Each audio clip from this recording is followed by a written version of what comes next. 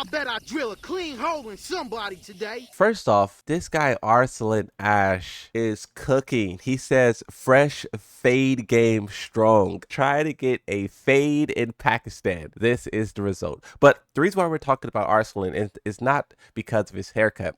It's because of what he's saying. It's a very simple tweet, but it holds a lot of meaning. Anna is super broken. Something that I was talking a lot about in the era of Tekken 7, because one of my biggest problems with Tekken 7 was the pay to win DLC. I felt like all of Tekken 7 was great game. Yes, no game could be perfect. There's some issues here, some issues there, but in terms of just like being a satisfying game that you can play and have a lot of fun with, experiment, grow, like all of that stuff, it was great. What I felt was ruining that was pay to win DLC. Leroy, Fakuram, Kunimitsu, Lydia, all of those characters absurd. And in my opinion, I would even argue, because no one really talks about Zafina and Ganryu like that, and it's because their usage is so low. But even Nee played Zafina at one point. But Ada is on a different level, bro. You just feel the worst that this game has to offer. Her identity, gone. Her rocket has so much range, so much tracking, so much damage, so much knockdown follow-ups. Combos are insane. I don't even know what weakness this character has, because we saw that low launcher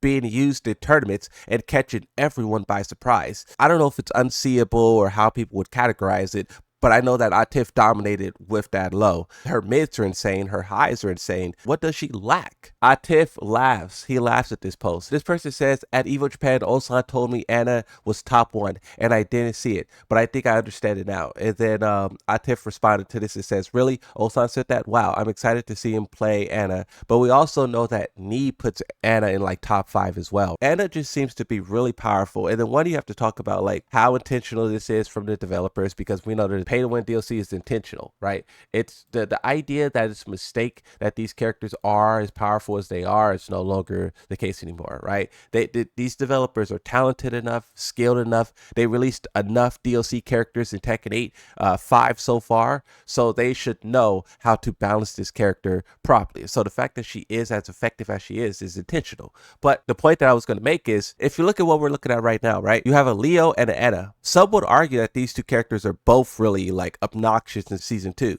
and it's because they're doing very similar things: powerful mix-ups, powerful plus frames, and the developers want to remove all of that out.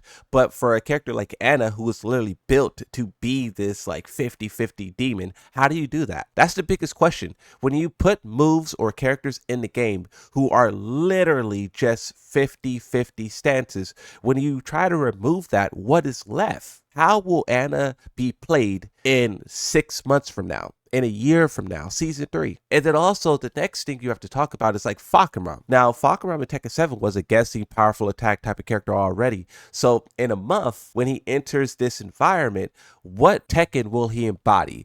Will he embody the general Tekken that we like, or will he embody season 2? In beginner, she is roughly around the top 10 spot. In intermediate, she is a little bit up once more.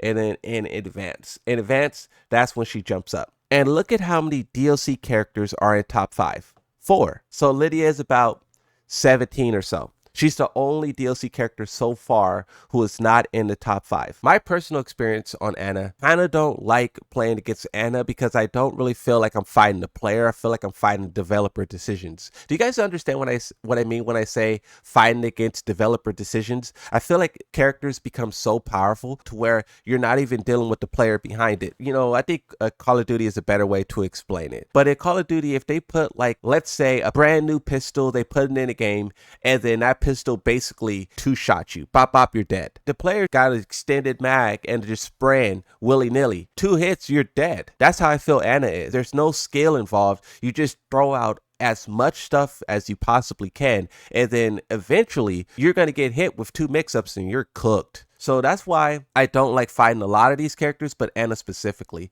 One of the best things about Tekken was that most of the time when you lost, there were multiple viable options you could use to prevent the situation from occurring. The changes made adding tracking plus on block mids and moving the stance mix-ups take away from the aspect of Tekken. So will you take 50% less damage for your unblockables back? That's what it should be.